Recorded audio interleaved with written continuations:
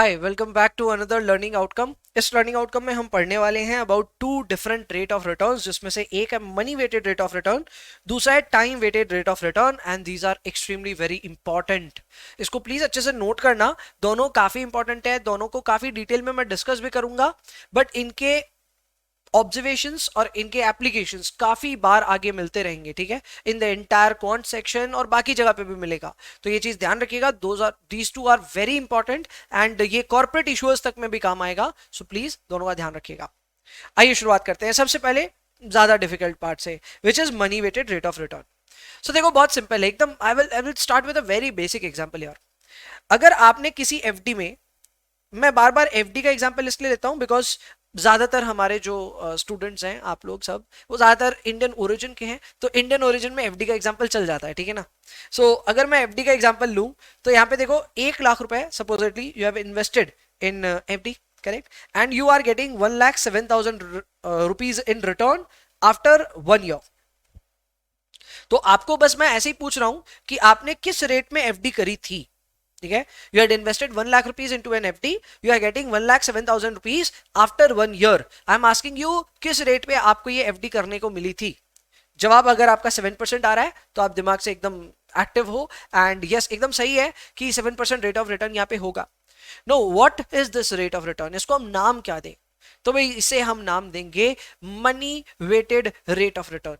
क्या नाम देंगे? Money weighted rate of return. ना why the name money weighted rate of return, उस पर हम बाद में आएंगे, बट सबसे पहले समझेंगे कि ये है क्या।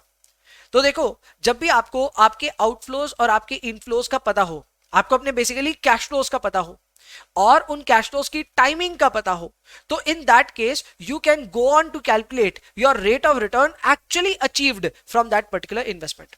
यानी एकदम सही बोल रहे हो आप, इसका एप्लीकेशन कहीं पे भी हो सकता है। आपने फॉर एग्जांपल आपने देखा अपने पापा को कि यार उन्होंने एक एलआईसी में पैसे डाले थे, वो एलआईसी से इतने साल बाद एलआईसी से इतने पैसे आए। So if you want to calculate कि आपके फादर को एक्चुअल में वहां कितना रिटर्न मिला, यू कैन कैलकुलेट दैट। मैं वो अभी सिखाऊंगा आपको, clear? So yes, if you have your outflows and if you have your inflows, you know their timings as well, you can go on to calculate their money weighted rate of return. सो इसको ही हम दूसरे नाम से भी जानते हैं। इसको दूसरा नाम जो होता है वो होता है IRR। ये आगे जाकर के आप कैपिटल इशूअर्स में वापस अच्छे से समझोगे, लेकिन यस इसी को इंटरनल रेट ऑफ रिटर्न कह लो या फिर money weighted rate of return कह लो। यहां पे होता क्या है समझो। यहां पे आपने एक रेट ऑफ रिटर्न कैलकुलेट करनी है, but two most important things that should be taken into account while calculating this return are the timing and the amount of cash flows. So ये दोनों बहुत इंपॉर्टेंट है और इसके ऊपर मैं पहले भी एक बार बात किया, अभी फिर से बता रहा हूं कि अगर आपको money weighted rate of return actual में कैलकुलेट करना है तो आपके पास में कैश फ्लोज की टाइमिंग और उसकी साइज दोनों का इंफॉर्मेशन होना चाहिए। If you don't have that information, unfortunately it can not be calculated. अब इसमें ही कई सारे एग्जांपल्स बैठ सकते हैं। सपोजिटली आपके फादर ने, मैं बार बार फादर के एग्जांपल लेता हूं, मदर पे भी इक्वली लागू होते हैं, ठीक है। फॉर एग्जांपल आपके मदर या फिर आपके फादर के पोर्टफोलियो में you see a big investment, ठीक है। आपने उनको पूछा कि ये इन्वेस्टमेंट ना आप कितने साल पहले कितने रुपए डाले थे, एंड दे डोंट रिमेंबर, उनको नहीं पता है। वो बोल रहे हैं भाई हमने मालूम ही नहीं हमारा कब पैसा डाला हुआ है, बट यस ईयर्स हो गए, काफी साल हो गए, एंड वो कितना पैसा डाला था वो भी नहीं मालूम। अब even if you are curious to know कि यार मेरे को तो इस पे रिटर्न निकालना है, you can not calculate that. Why? Number one, ना आपको अमाउंट पता, ना आपको टाइमिंग पता। सो अगर अमाउंट और टाइमिंग नहीं पता, ये रिटर्न कैलकुलेट नहीं हो सकता, पर अगर पता है तो डेफिनेटली कैलकुलेट हो सकता है। इसके बाद में यहां पे एक लाइन है जो मैं फिलहाल आपको ना अवॉइड करने के लिए बोलूंगा। This line reads as it represents the rate at which present value of cash inflows equals the present value of cash outflows. अब मैं इसको क्यों स्किप करूंगा? क्योंकि this is the fundamental line that explains what is internal rate of return, और मैं internal rate of return से फिलहाल थोड़ा सा तौबा तौबा कर रहा हूं, यानी इससे साइड से निकल रहा हूं, ठीक है। I do not want you to get engaged into internal rate of return. हम फिलहाल फोकस करें money weighted rate of return पे ज्यादा, हालांकि दोनों एक ही चीजें हैं, बट फिर भी मैं इंटरनल रेट ऑफ रिटर्न की तरफ नहीं जाना चाहता, एंड इसलिए इस लाइन को मैं अवॉइड करूंगा। बट मैं श्योर हूं कि आप जब सेकेंड टाइम इन नोट्स को रिवाइज कर रहे होंगे या फिर इन वीडियोस को देख रहे होंगे, आपको तब तक पक्का पता रहेगा कि इंटरनल रेट ऑफ रिटर्न क्या है और इस लाइन का मतलब क्या है। एनीवेज आगे बढ़ते हैं। Next up are the properties of money weighted rate of return. Talking of the properties, तो देखो सबसे पहला ही सबसे बड़ा प्रॉपर्टी यही है कि ये टाइमिंग और साइज ऑफ कैश फ्लोज को कंसिडर करता है, एंड इसमें क्योंकि हम टाइमिंग और साइज को बहुत ज्यादा महत्व देते हैं, इसीलिए अगर कोई लार्ज कैश फ्लो कोई फेवरेबल या अनफेवरेबल टाइम के जस्ट पहले आ जाए, then it can significantly make a difference और it can significantly impact the calculated rate of return. अब ये कैसे हो रहा है समझाता हूं। सपोजिटली आपने ईयर 1 पे 20% रिटर्न अर्न किया in the stock market, year 2 पे भी आपने 30% रिटर्न अर्न किया in the stock market, year 3 में भी your return was 25% in the stock market, and suddenly after year 3 you got a huge amount of money from somewhere. Supposedly आपकी lottery लग गई, आपका suddenly 10 crores का एक lottery लग गया, and obviously because of your good great track record you invested all your money for the 4th year in the stock market in which the market crashed and आपके returns -40% आए। तो मैं आपको बता देना चाहता हूं कि जब आप इसका ज्योमेट्रिक मीन निकालने जाओगे, ठीक है ना, तो थोड़ा बहुत इंपैक्ट आएगा। जब आप इसका एरिथमेटिक मीन निकालने जाओगे तो कोई बहुत ज्यादा इंपैक्ट नहीं आएगा, ठीक है। लेकिन जब आप इसका money weighted rate of return निकालने जाओगे, it will create significant difference. Why? Because it also takes into account the timing and the amount of cash flow.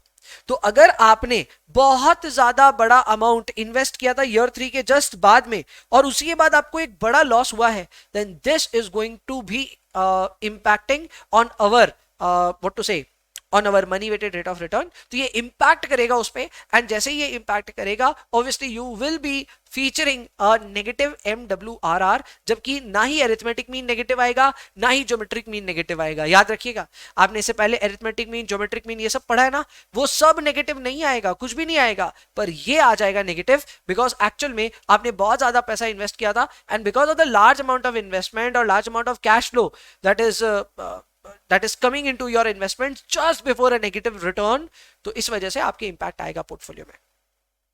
इसके अलावा MWRR can not be easily used to compare returns. Now that is actually very true. आप किन्हीं भी दो investors के आपस के अगर रिटर्न्स को कंपेयर करना चाहते हैं तो MWRR को तो यूज मत ही कीजिए। क्यों ऐसा है? वो इसलिए क्योंकि अलग अलग इन्वेस्टर्स अलग अलग टाइम पे अलग अलग अमाउंट इन्वेस्ट करते हैं। तो जब टाइमिंग भी सेम नहीं है, इन्वेस्टमेंट का अमाउंट भी सेम नहीं है, तो वहां पे MWRR को आपस में ठीक से मतलब कंपैरिजन के लिए यूज करना, I think it is not a good choice. Now this is a very big lesson. हम CFA पढ़ रहे हैं तो हमें इतना तो पता होना चाहिए कि आगे जाकर के इन्वेस्टमेंट वर्ल्ड में कई इस तरह की बातें होंगी जिससे हमें बचना होगा if we know it correctly कि क्या यूज होना चाहिए क्या नहीं यूज होना चाहिए। तो आपको मैं बता दूं, IRR यानी कि MWRR आप कभी भी कोई भी इन्वेस्टमेंट एनालिसिस में यूज मत करना।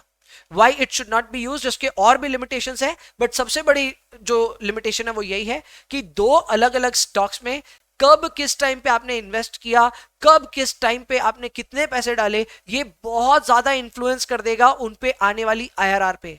और ऐसे में आपने स्टॉक ए में जिसमें कम IRR आया उसको इंफीरियर स्टॉक मान लिया तो गलती करोगे आप, because it is not just about the stocks, it is also about the timing and the amount of the cash flows as well, and that is why final decision based on MWRR is not recommended, especially if you are comparing any two things। ठीक है ना, तो दो चीज को comparison कभी मत कीजिए MWRR से। अच्छा, अगर कंपेयर नहीं करना है तो फिर क्या करें?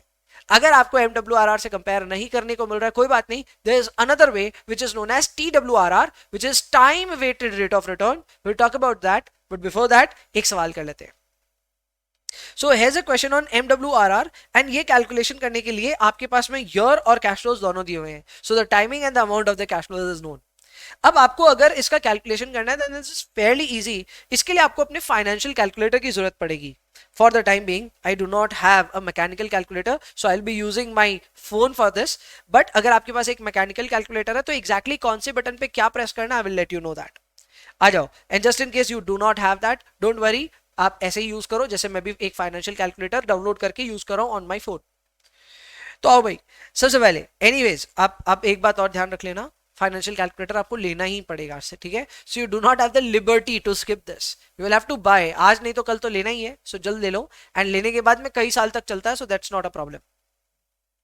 सबसे पहले आपको ना अपने कैलकुलेटर में ऑन कर दो कैलकुलेटर को and press the button CF and CF press करने के बाद वहां वैल्यू 0 आना चाहिए। अगर वैल्यू 0 नहीं आ रहा है ना, देन दैट केस आपको सेकंड बटन प्रेस करना है इसके बाद, और सेकेंड बटन के बाद में आपको प्रेस करना है CE यानी clear, correct. So when you follow this, आपने पहले बटन दबाया CF, फिर उसके बाद सेकेंड बटन था second button, and third button was CE, तो आपने अपने कैश फ्लोज को क्लियर किया है। Once you have done that, तब आपको वापस कैश फ्लो पे क्लिक करना है। When you click on cash flow, तो आपके सामने आ रहा है CF0। इस CF0 में आप -60 पुट करोगे। सो मैं भी पुट कर रहा हूं -60। इसके लिए पहले 60 लिख दो, फिर प्लस माइनस का एक साइन है एकदम लास्ट में इक्वल टू के बगल में, press that. So now it is showing CF0 is equal to -60 on your screen. Press enter. Press enter. जब आपने enter कर दिया, so now you will follow the down arrow. तो नीचे वाले एरो को प्रेस करेंगे। Now your screen is asking for the value of C01. So in C01 I will place the value of -21 similarly. वापस enter, फिर down arrow. सो पहले मैं 21 minus करके एंटर कर दिया, फिर डाउन एरो प्रेस किया। अब ये मेरे को पूछ रहा है F01। F01 is basically frequency of the first cash flow, जिसको 1 पे ही रहने दो, हमको कुछ नहीं करना है इसमें, सिर्फ ये 1 पे पहले से है, आपको एंटर करके वापस डाउन एरो प्रेस करना है। So again press enter, press down arrow. Now it is asking for C02। In C02 you will press 45.50, then again enter and down arrow. So 45.50, enter, down arrow.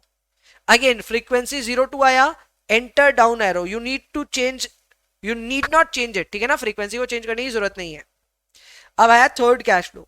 Third cash flow को 6 minus करना है, ठीक है ना। So C03 is equal to -6, again enter, down arrow, enter, down arrow. Frequency again enter, down arrow, nothing to change here. Next they are asking you C04.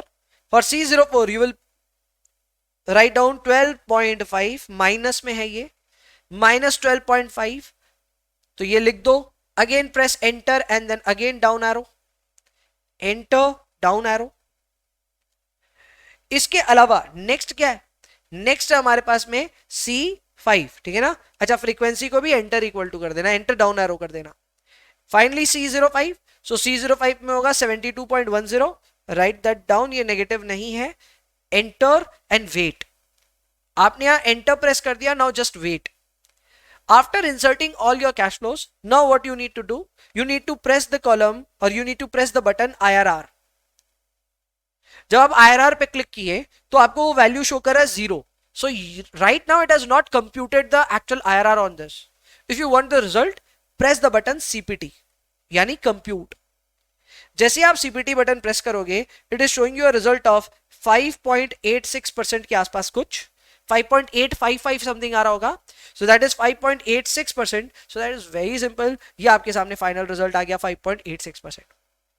मैं फिर बता दूं, यहाँ पे आपके पास में टाइमिंग भी था, आपके पास कैश फ्लो भी था, आपने सब चीज को इंसर्ट किया अपने फाइनेंशियल कैलकुलेटर में, and having done so you just went on to calculate IRR, which is also the other name for MWRR. So you got the result of 5.86%, which happens to be our option number C. Next up is time weighted rate of return. Next up is time weighted rate of return. अगर हम time weighted rate of return की बात करें, तो time weighted rate of return is a measure used to evaluate performance of investment portfolio over time while eliminating the impact of cash inflows and outflows. Now this is what we were looking for.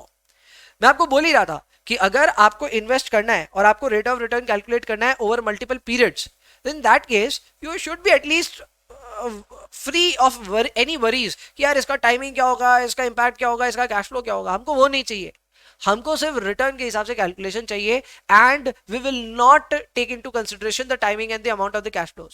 So can we do that? Yes we can do that. In fact हमने इससे पहले भी ये काम किया हुआ है, हमने ज्योमेट्रिक मीन में सेम यही काम किया था, एंड यही काम हम TWRR में करके दिखाएंगे। So what we are going to do here, हम यहाँ पे independent of timing and the size of the cash flows calculate करेंगे return over a period of time, and this will be annualized. Annualized मतलब इसका final result per annum में आएगा, ठीक है ना। यानी ऐसा हो सकता है कि आपने year 1 में 40% रिटर्न अर्न किया, year 2 में आपने रिटर्न अर्न किया 30%, और year 3 में आपने रिटर्न अर्न किया 25%। आपसे कोई पूछेगा कि मेरे को अलग अलग मत बताओ, मेरे को ओवरऑल बताओ what is your return, there are various ways to do so. आप एक तो ये तरीका कर सकते हो कि इनका एवरेज डायरेक्टली कर दो, अरिथमेटिक मीन बता दो। Will that be okay? No, it won't be. Arithmetic mean की कुछ स्टैटिस्टिकल लिमिटेशंस भी है, इसलिए अरिथमेटिक मीन इस केस में रिपोर्ट करना अच्छी आदत नहीं है। ओके भैया, नेक्स्ट ऑप्शन क्या है हमारे पास? नेक्स्ट है ज्योमेट्रिक मीन। तो ज्योमेट्रिक मीन में हम क्या करेंगे? We will take up 1.40 for the first year. So basically formula होता है 1+R1, so it is 1.40 for the first year. Second होता है 1+R2, so it will be 1.30, and third one will be 1.25।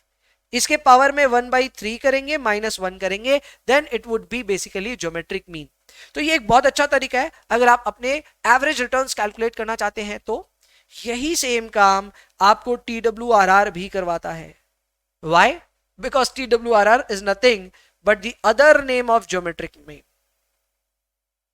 भैया क्या कह रहे हो? Yes, the geometric mean is also known as time weighted rate of return. So again, it is not a new thing that you are learning. आपने पहले ही सीख रखा है, बस ठीक है, अब दूसरे नाम से आप जान रहे हैं इसको।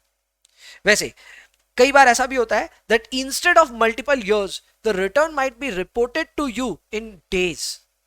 तो अगर आपको मान लो 365 डेज के रिटर्न्स दिए हुए हैं, तो उनको एनुअलाइज कैसे करोगे? It is very simple, just take their factors, but अब की बार पावर में कुछ मत करना, सीधा -1 करना। ऐसा क्यों कर रहे हैं? बिकॉज हम पावर में तभी कोई एडजस्टमेंट करते हैं when it is more than a year. ये मोर देन अ ईयर नहीं है, this is lesser than a year, और इनफैक्ट ये पूरा 1 साल है, इसलिए इसके पावर में कुछ नहीं जाएगा। ठीक है ना? Nothing will be in its power. और बात बाकी देखो, और ज्यादा अच्छे से एनुअलाइज कैसे करते हैं ये आप आगे सीख जाओगे करिकुलम में। लेकिन फॉर द टाइम बिंग ये एकदम सिंपल सा डेली डेटा का एग्जांपल है, जिसमें अगर डेली डेटा दिया रहेगा तो ये वाला फॉर्मूला लगा देना। एग्जाम में इसका क्वेश्चन नहीं आएगा, इसका भी चिंता मत करो।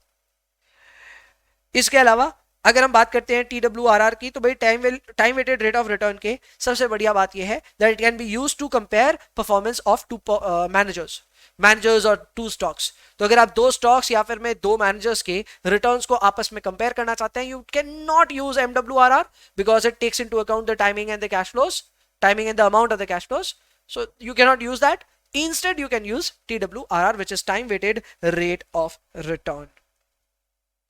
Finally, TWRR calculates average compound rate of return over specified period, and it gives equal weightage to each सब पीरियड रिटर्न। अब ये क्या है? ये भाई अभी मैंने थोड़ी देर पहले ही आपको समझाया था दैट ज्योमेट्रिक मीन क्या होता है? It assumes that the amount invested is equal every year.